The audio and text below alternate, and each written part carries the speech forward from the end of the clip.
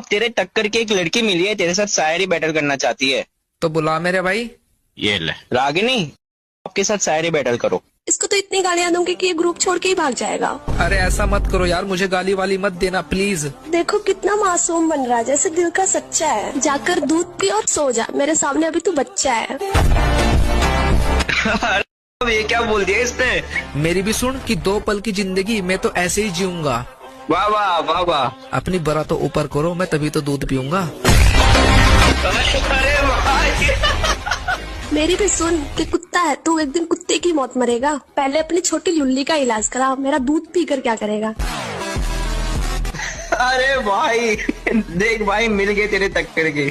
ले मेरे भाई फिर इसे थाम कि फूल है गुलाब का, इसको ऐसे मत फेंको, तुम्हारी चीखें ने निकलवा दी। एक बार मेरा लौड़ा लेकर तो देखो।